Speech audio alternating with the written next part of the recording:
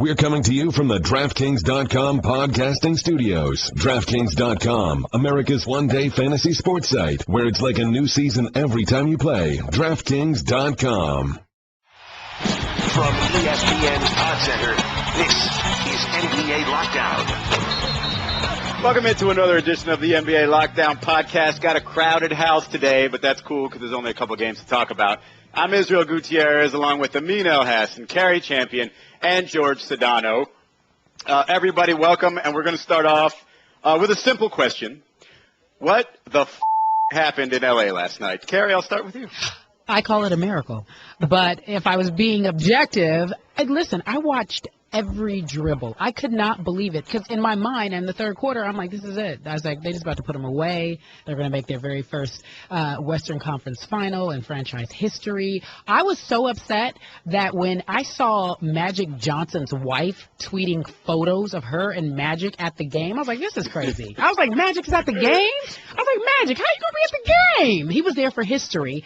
And also, I don't know if you guys noticed this, Kobe Bryant was tweeting. Yeah. He was giving Blake Griffin compliments, referring to how good his game has gotten and he's grown and he's matured as a player. I said, what in the world is going on? I live in an opposite world right now because their little brother, I don't see this happening. And I'm watching and I'm watching and I'm watching. And just as I predicted, this is not a lie, I said, the clip's going to clip. They're going to do what they do. I said the Clips will do what they do. Oh, man. And they're, as Stephen A. would say, their palms got sweaty and their butts got tight. I was like, that's what I'm talking about. And then I just watched them completely choke. They were tentative. Nobody wanted to make shots. They couldn't buy a basket. It was so uncomfortable, but yet, again, because I'm biased, there was so much joy for me, guys. So much. Yeah, we live in a post-Laker, post-Kobe America. I'm sorry, Cari. And the Clippers cannot take advantage of that opportunity. I mean, which one was it? Was it Houston and Josh Smith finding divine intervention, or the Clippers trying to choke? You know, a lot of credit goes to the Rockets. They didn't stop fighting. They did it with their MVP sitting on the bench. They won that game. But I will say this. Was it 9 years ago when we defeated the Suns defeated the Clippers in the playoffs, in a 7-game series? Listen, when you're on the podcast, we're all Suns, okay? There we go. So you can say we. So later that offseason, I remember saying, whew, Clippers are going to be a problem for a few years. I was saying this to a scout, and the scout looked at me and he laughed. I said, come on, man. The Clippers, they'll find a way to mess it up. He actually used the word that you used, Izzy, he didn't say mess it up. He said the other word. Yeah.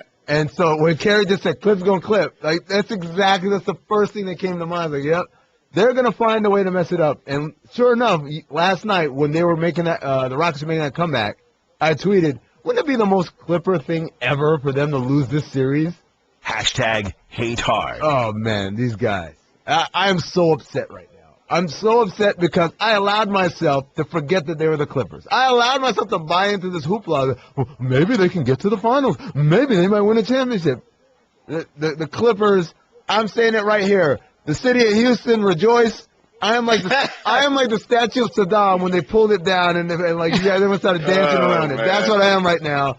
I'm saying the Rockets are going to the Western Conference Finals. Or you're Alex Ovechkin and you're going to be dead wrong. George.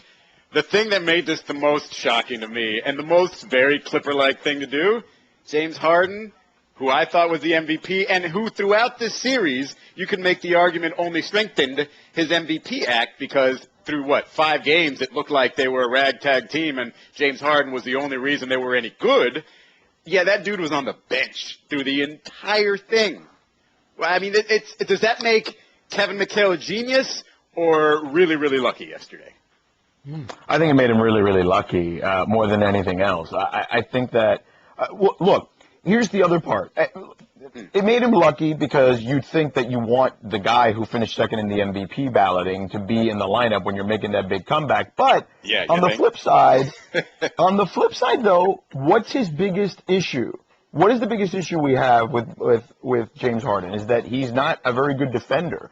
And that entire run was predicated on good defense. Dwight Howard anchored that defense, and the backup guys came in and did a really good job. I also think, though, that the Clippers certainly aided to this. Look, they They did that thing, like in football, they say prevent defense prevents you from winning. Yep.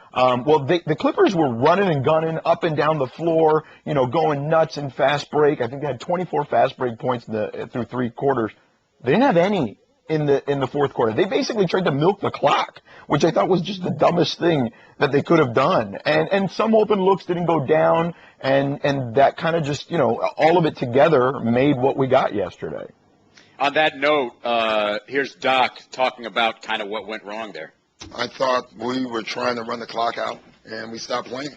And they kept playing, and then once it got to 8, you can just feel it. We wasted a couple of timeouts with loose ball stuff, so, I knew I only had 2. I had to try to conserve those. What could have went wrong went wrong.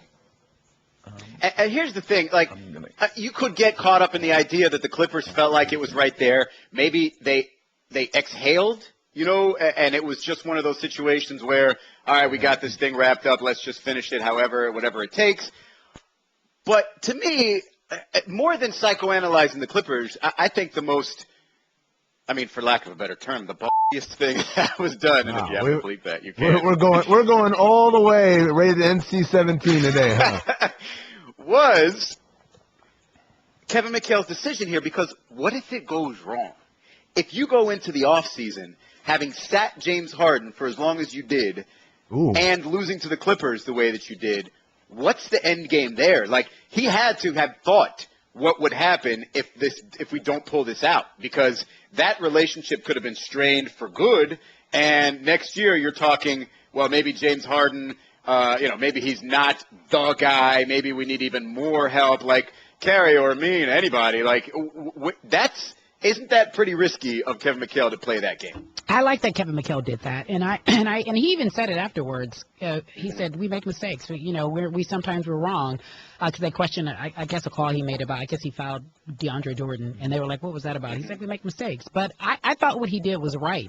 Look, James Harden seemed okay with it. He wasn't pouting on the sidelines. He was actually very supportive. And I thought to myself, I said, so why not stick with it? It's making sense. Even though I questioned it, but everything was hot. You go with a hot hand. You know that when you balled. Remember that? When you was that big baller shot caller. Yeah. So I was never the. I thought you were talking about me, because I'm still doing it. Oh, by the way, Israel, just to go on a completely side tangent here. Yesterday, I did an affiliate call with one of our great affiliates on ESPN Radio in Sacramento, and they asked me, just out of the blue, who would be the ESPN employee that you would give the last shot to? And I said, well, beyond an athlete? And they're like, yeah. I'm like, yeah, because I would give it to Chauncey Billups. But they're like, yeah, somebody who wasn't an athlete.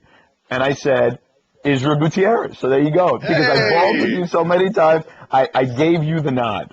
Hey. So next time I do Sacramento radio or get a request from Sacramento, I'll make sure to say yes, because hopefully they bring Yes, absolutely. So speaking of shot callers and ballers. that would be who, me? Who?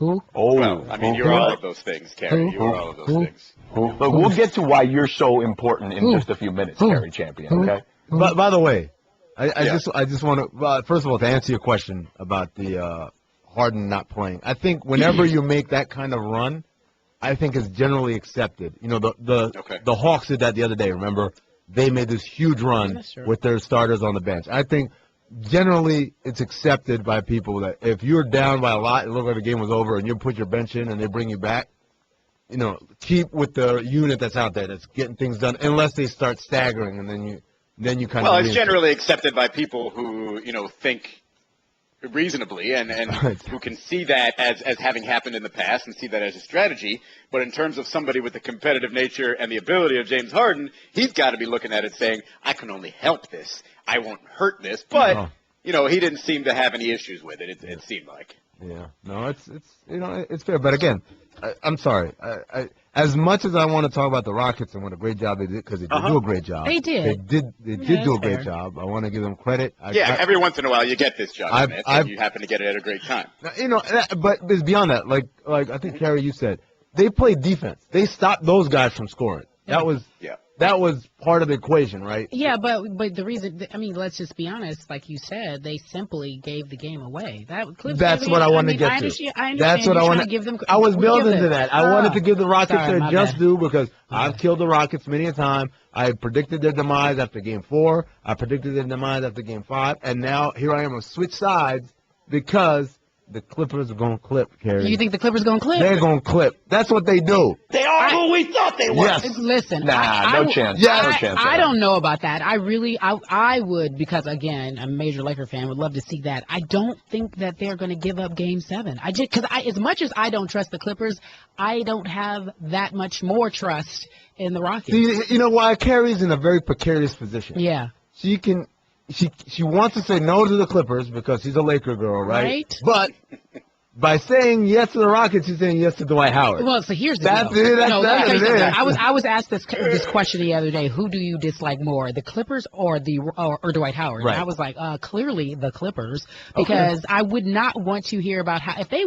won. Imagine. Let's just imagine for five seconds that they won the chip, and I'd have to go to L.A. and deal with that. Do you know how much trash talk I'd have to hear? There would be no. All right, peace. everybody, take 5 seconds and picture that. Ready? 1, 2, 3. Nah, Clippers gonna clear. That was a great. That was great. I want it. Nah. No, at this point, I'm cheering for the Clippers. I want No, that. don't. After what I just envisioned for 5 seconds. No, Izzy, come on. Fire and buildings crumbling and stuff like. No. I'm on Team Champion. Yeah, okay. I'm with saying you. let's go Okay. Rockets. All right. Hey, I mean, if you're going to be on any team, the team called Team Champion. By the way, go. speaking of Team Champion, Yeah. speaking of Team Champion, so I'm on Twitter the other day. I'm going through my timeline. I'm shocked by that. You're never on exactly. Twitter. Yeah, really, seriously. You get your usual Michael Jordan Photoshop, crying Michael Jordan Photoshop Yes, and all that. And the then normal. I saw a picture that it took me several glances. Is this Photoshop? Is this real? Yeah. It's a picture of our Cari Champion, Yeah. Me. That's me. face to face, and I mean like cheek to cheek, with a certain I don't even know what we can call a recording artist. She's something bigger than that. She's an icon. Royal member of the royal family. Member of the royal family. Leader of the Beehive. The Ms. Queen Bee Knowles? herself. Ms. Knowles Carter. There's a $1 million hyphen. in an elevator. Listen. You were sitting right next to her, Gary. No, Tell me the seriously? story. Everybody thought this was fake. When I posted it, I was waiting for the haters to come, and I was waiting to respond. Amin was among the first, and I was like, "Don't be jealous." He was like, "That's not true," or something like that. I was like, "Don't be jealous." I was at Upfronts, I guess Tuesday, and I was going to have dinner on my My way invitation home. got lost in the mail. Me too. I'm sorry. It was one of my really good girlfriend's birthday, and so we were in Flatiron at this restaurant. And as we're leaving, my good girlfriend, who has I call her paparazzi light because she can spot anybody. She's like, look, there's Julius, Jay and Bay's security guy. Yeah, I was like, the big bald guy. but I wouldn't recognize him if he walked up to me and said whatever. So I was like, well, how do you know this? And then she said, I just do. She was like, that means they're nearby. I was like, relax, calm down, everybody relax. We go outside to get in the car, and I'm sifting for some information out of my bag. And I mean, there were 3 black SUVs, totally tinted out, like in front of the restaurant, and then and the one in the middle, it was like a presidential caravan. The one in the middle pops out J and B, and I look up, and they walk over to us. There's a bunch of us, and they walk over to us, and they were very nice. And Jay-Z was extending his hand, and he was saying hello to everyone. And when he got to me, he said hello, and I said, hi, my name's Cari. I work on First Take with. He was like, I know who you are. Oh, she had to add that in. If you could see me right now, guys, I was like, "How you like me now?" And then I turned around because I wasn't that. I'm sorry, Jay's great, but I was really trying to see the queen. Hey, that's right. That's what everybody. That's all I cared about. Nobody cares about Jay. And so I turned around and I go, "Hi," I go, "Beyonce." She's like, "We watch you every day." Oh man. Now what? Everybody's mad. Did she mention- Everybody on the podcast is mad. No, Don't be hold on. mad. Hold on. Don't be mad. Hold on. Your ratings Cari, are already good enough, man. Now you're just about to triple them because those two watch you every day.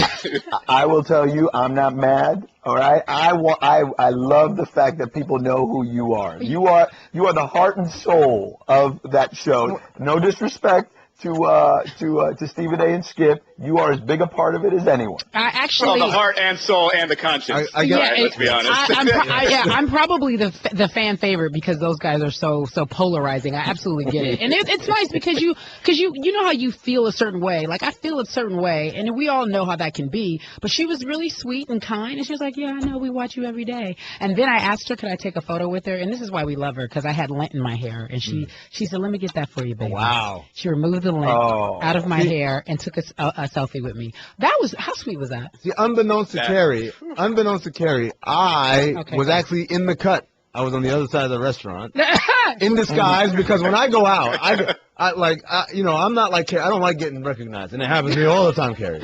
I get stopped in the streets.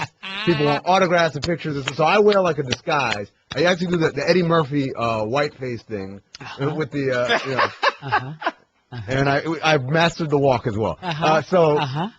I was watching, and I saw, Jay came out, and he said that we watch you, and you said thank you, and he walked away. But then Beyonce, the first thing she said to you was, "Oh, my God, what's Amin Elhassan really like?" And I said to her, and I said, he's everything you thought he would be. I said, he's an amazing human. He's a great guy. And then, you guys, let me add one more last part. She was like, "I love the NBA Lockdown podcast." And I was like, "Do you want to be a part of it?" And she said, "Yes." And I was like, so I'm just going to try to take care of that for you guys. It's crazy. She listens to the podcast. It's crazy. No. All right, 6 degrees of separation from Beyonce. There you go, right here. Wait, Izzy, you don't believe that? No, I don't believe that. Like you're gonna get my expectations too high. I'm gonna get very excited. I'll end it It'll be the most listened to podcast. I know, of all time. I know. I'll end it at that's not true. I did, but she was very, very kind. She took a selfie, and it just made my day. And that's why I had to tweet and pat myself on the back because that's like my icon. I don't know what she is. Okay, so let me ask you this: more rewarding if that day taking that picture, or if on Sunday for Game 7, the Clippers go up 20 and they lose again. That would be more rewarding. See, there you go. I would love to see it with the hashtag right there. I would love it. Hate hard. That is the essence of hate hard. When wishing misfortune on your enemies ranks higher than having a great day of your own. Dear basketball gods, can the Clips clip? Thank you. Yeah. Amen. Amen. Last thing on this subject, because George, I want to start with you, because we've heard we went through all the talk about certain people not being clutch and fourth quarters not being great, and this time it was Blake Griffin. He's been playing great. We made the argument that he's the best player in the playoffs. Yeah. And he goes scoreless in a fourth quarter where his team gets outscored 40-15. Is there anything to that? Can we throw him in the conversation of, that's what has to complete the deal? Or is it just, one bad fourth? Because he's had a couple of bad moments down the stretch in games, especially in that San Antonio series. Yeah, look, I think that this is all part of the maturation process. And people, I think, forget that, look, I know he's been around for several years now, but he's still, in essence, a guy whose game can grow. I mean, hell, LeBron's game was growing even when he got to Miami, and he'd already been in the league 7, 8, 9 years by the time he learned how to post up and still add to his game. So I think that there's aspects to him that aren't refined yet, and we see some of the warts still, but I try to focus in general in the totality, in the big picture of where he is now as opposed to where he was even a year or 2 years ago.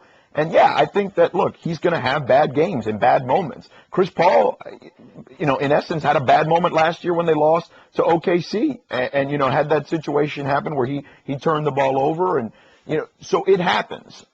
Is it more magnified because of the playoffs and the pressure and who he is and all the commercials? Yeah, that stuff is there, but I think we tend to overreact to some of this stuff, and he just happens to be kind of that guy now that we're focusing on. But that just goes to show you where he's at in his career and how good he really is. If that's what we're looking at, we're like, yo, man, you're not allowed to have a bad moment. Like, that's just where you need to be. That's the air you're in right now. But at the same time, man, I think this is a pivotal moment in this franchise. Sure.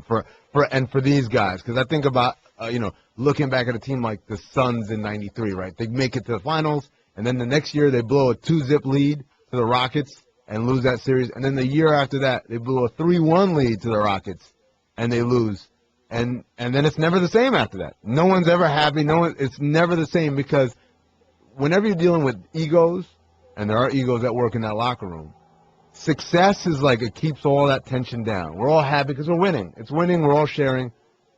if they lose this series, I don't know what it looks like for the Clippers at that. I don't know if Chris Paul and those guys, well, look, we gave it our best try. Like, at that point, I think people start That's feeling, demoralizing. Oh, It's so man. hard to recover from that. You know what I think happens in that situation, honestly? Like, I think some really good free agent says, all right, I'm the key piece. I'll go there. They have no money. No. For a mid-level, maybe? Yeah, no. At just some sort of discount, and they'll go and be the savior, and the Clippers could win. But go ahead, Cari. No, I agree with you. Exactly. I've been hearing, seriously, behind-the-scenes talks of people trying to get there for a couple of reasons.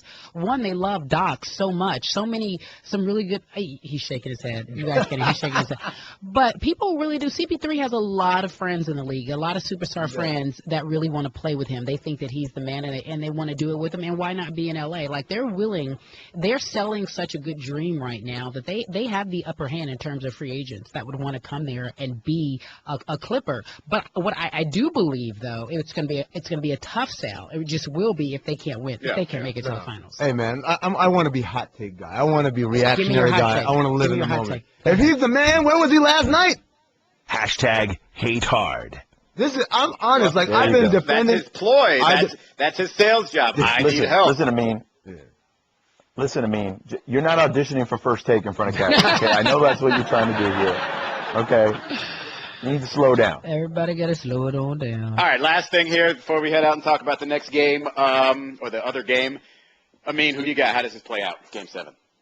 Oh, I told you, I got the Rockets. He said it. I've given up on the Clippers. I've learned my lesson. Cari, same.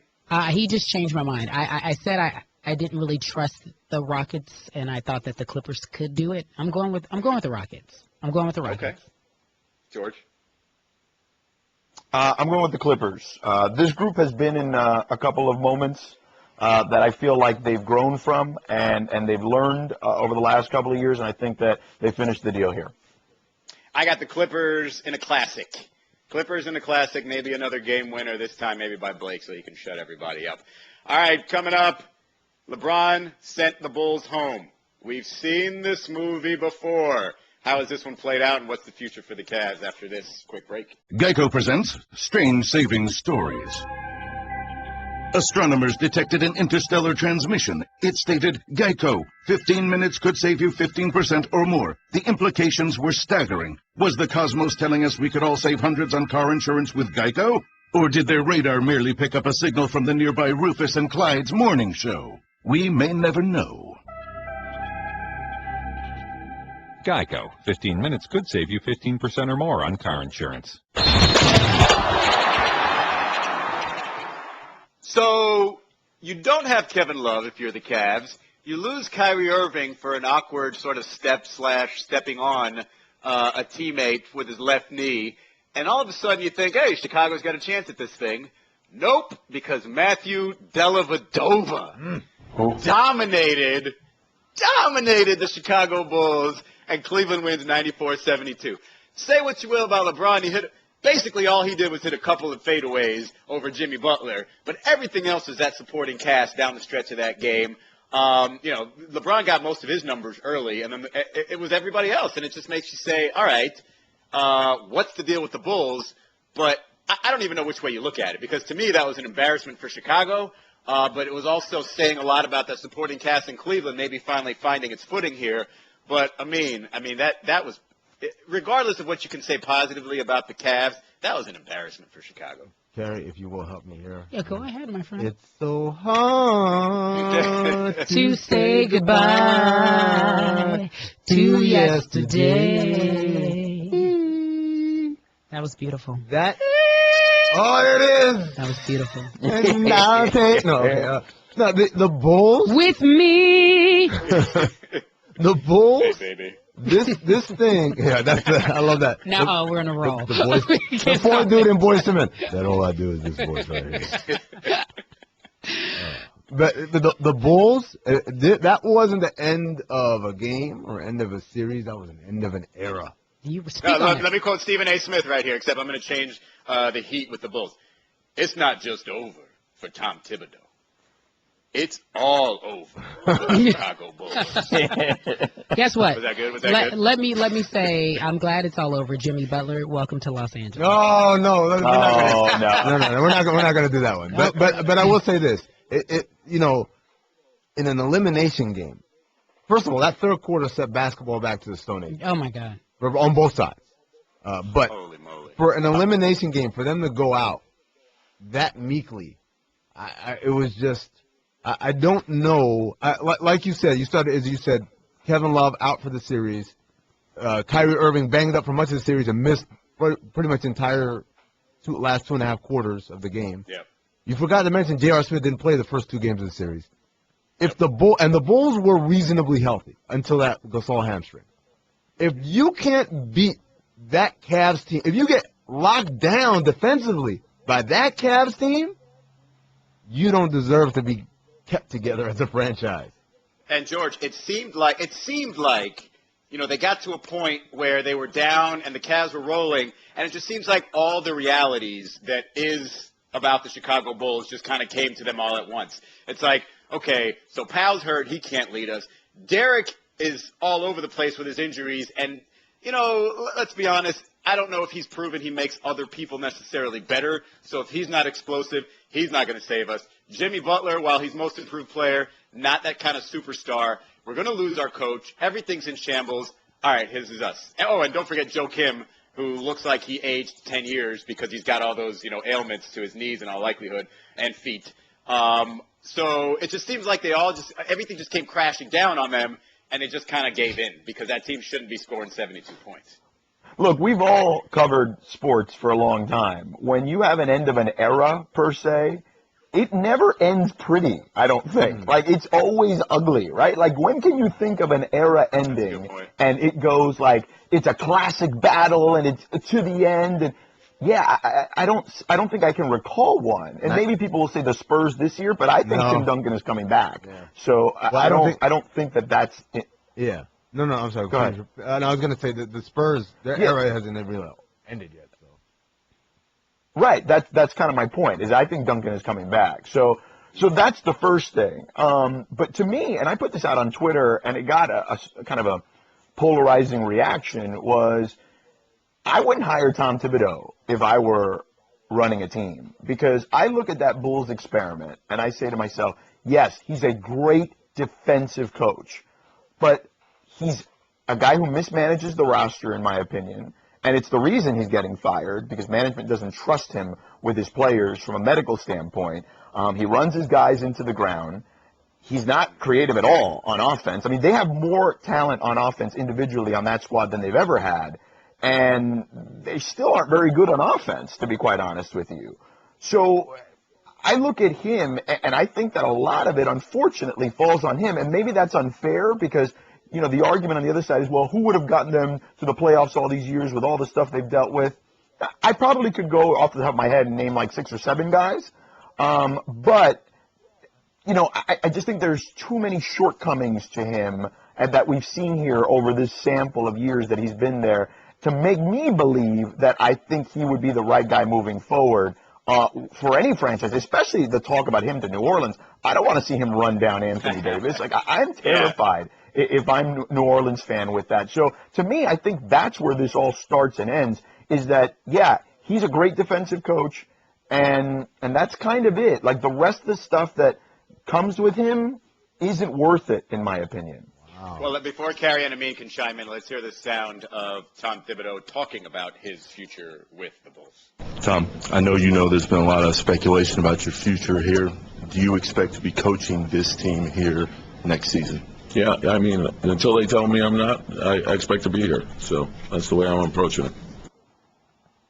That was our good buddy Nick Friedel with the question there of ESPN.com Chicago. Well, pretty clear he's in denial or just saying whatever he needs to say there. But, you look at what they've done in years past, like George said, and Tom Thibodeau gets all that credit for taking, an injured Bulls team further than you would assume they would have gotten. Are we overstating that? And is some of his mismanagement more detrimental to a team than his ability to get the most out of a team, especially defensively? Well, I think it depends. It's a balance. This team is older, and this team has had injury issues. And this team, as such, it needed him to adjust to the realities of his roster. But on some level, what George is saying is the damage is done. I mean, he could have managed his minutes better this year, but a lot of this is cumulative, right? Joakim Noah has been run into the ground. Correct. Like, it already happened already. It happened years and years ago. Yeah, it happened last year. Yeah, last year is when it really happened. The year before. You know, Jimmy Butler, Right. God bless him, Right. he's young, so Right. it doesn't show as much. Sure. But he's on that path. Isn't that dude play 60 minutes in a game? Yeah, that was last. Was it last? It was that's- when He they played did. the Bulls. I thought it was they played the Nets. 57, but it was when yeah. they played the Nets 2 years ago in the first round. That's when it was. Look, Right. I was told that the reason why they really could, I mean, Powell thought he really was going to come there and do something, and Powell had no real other better option. On paper, it looked good for him to go there because he was tired of the Lakers treating him so badly. I mean, but I'm just saying, I hear people just don't like him as a coach. They just don't like that guy, and I think he turned people off, and that's why it was time to go. I think. By the way, it was against the Magic. Really quickly, because I may have talked to somebody associated with the Bulls, and let's say it wasn't a player, because it wasn't. Geez, And narrow it the down. idea is, it's pretty clear that there's division within the locker room amongst Tom Thibodeau's guys and guys who don't like Tom.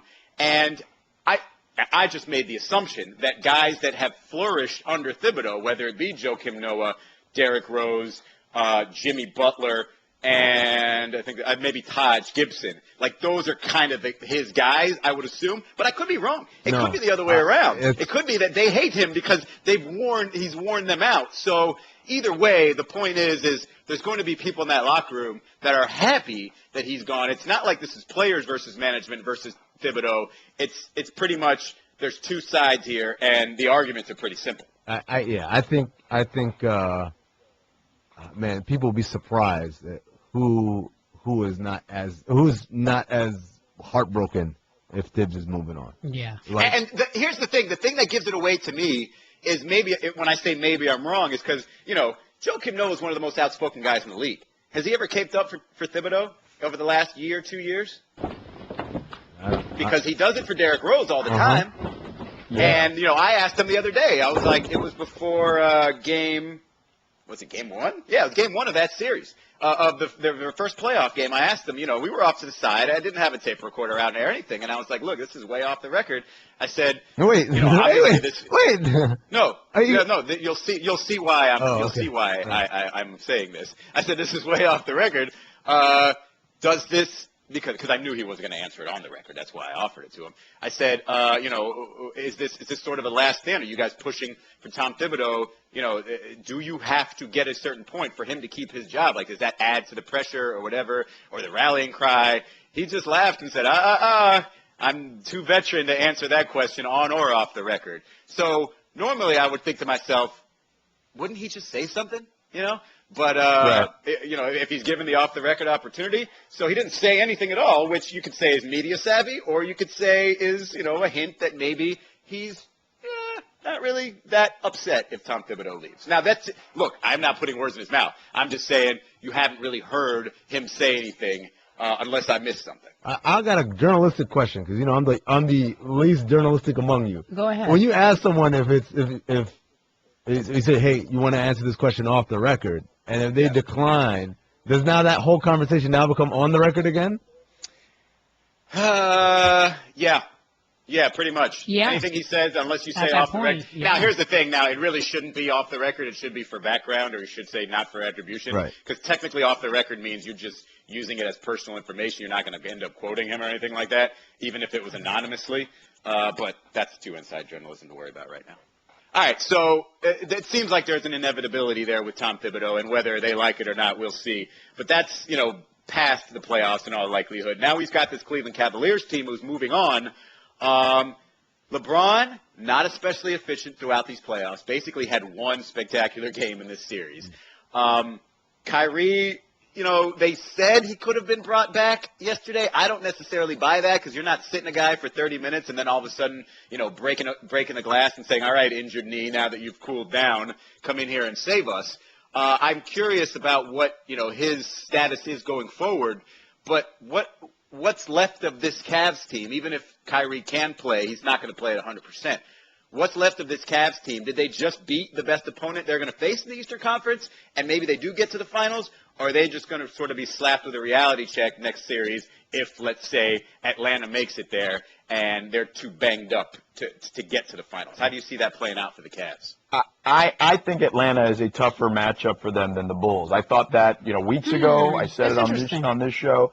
Yeah, I think their ball movement is an issue, personally, for the Cavs, and they've done it to them in the regular season. Now, granted, Atlanta is also a little dinged up and missing some components and haven't necessarily looked like that team we saw in the regular season a lot either.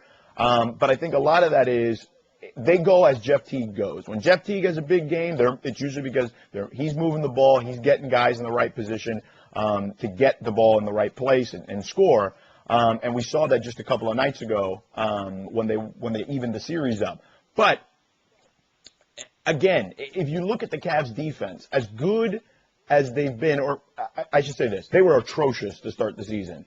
And they got better after the trades, but it still wasn't good enough. They're still a middle-of-the-pack defense even after the trade. So I still think that ball movement on the perimeter can really give them some problems. And if Atlanta can get back to doing what they did in the regular season, I think Atlanta's a team that can give them far more problems than Chicago did, who has a very disjointed offense.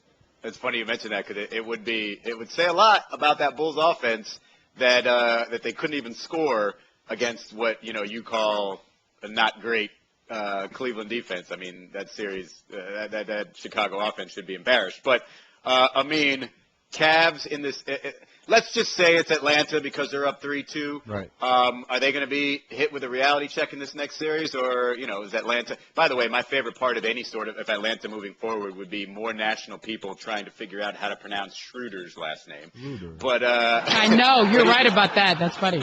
I mean, usually they say it 3 or 4 times and they just hope one of them's right. So, what do you think happens to the Cavs from here on out? You know what? I think they go to the finals, man. I think if there's a reality check that's going to be dealt, it's not going to be by the team that's still searching for itself 11 games into the playoffs. You're right, George, that ball movement that during the regular season was incredible, and that's the kind of offense that would annihilate the Cavs. But they haven't played that, at least not consistently at all throughout the playoffs. So I don't know. I can't sit here and say if they couldn't get it going against the Nets, and that's not a defense to write home about. I don't know what makes us think that 11 games later they still haven't figured it out that they're going to get it going against the Cavs. So I'm going to say no. I'm going to say the Cavs are going to go to the finals, and I know all the Atlanta people who started going to games in January this year will act like they've been lifelong fans. They're going to start crying, but I'm sorry. This is reality. Cari, what happens? I the Cavs. I think the Cavs are going to make it to the finals. I'm not gonna hate. What did you tweet yesterday? Remember you asked me. Well, wait a second. I don't think that Atlanta's going to win. I just think it's going to be a real series, and I think it's going to be a lot tougher than Chicago. We just abandoned you, Atlanta. I have to be honest with you. That's interesting you say that because doing my research, I spoke to a bunch of players that are at home early, and they all said that the Hawks would be a better matchup for the Cavs. Than the Bulls? Than the Bulls. They said they play better defense, and that would give them a harder time. So, but at the end of the day, I think it's a foregone conclusion each for me. I think that honestly, I think that LeBron James, the best player in the planet, will take his boys, his woes to the finals. I don't mean to skip over.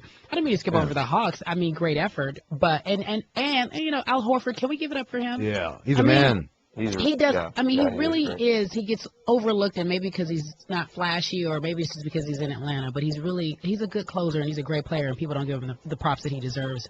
At the end of the day, though, you got Cavs. LeBron James running through the 404. Yes, I do. I really, truly do. I really do. At the end of Cari asked me the other day. She said, "Who's going to be in the finals?" And I said, "Let's just say, get ready to do first take from that casino in Cleveland and from Fisherman's Wharf." That's what we're It's interesting to me. As long as I wasn't going to do first take at Staples Center, I didn't care. That's all. It's still a possibility. I think it'll clearly be the best for the league if we're seeing, maybe Steph or Blake and Chris Paul versus LeBron.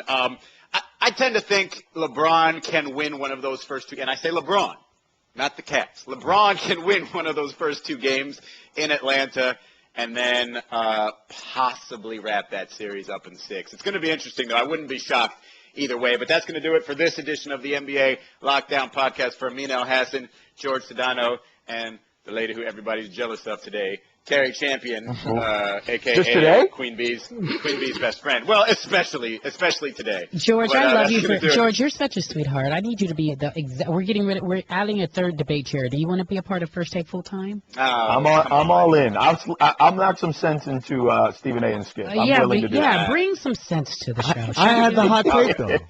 Look at me. I had the hot take. You know what it is? You guys can have your little. You also know what it is. I've actually done First Take with Cari. Yeah. Unlike, these guys. I don't know. Izzy may have. Izzy, did you or no? Cari, your memory is god awful. I've been on that show with you.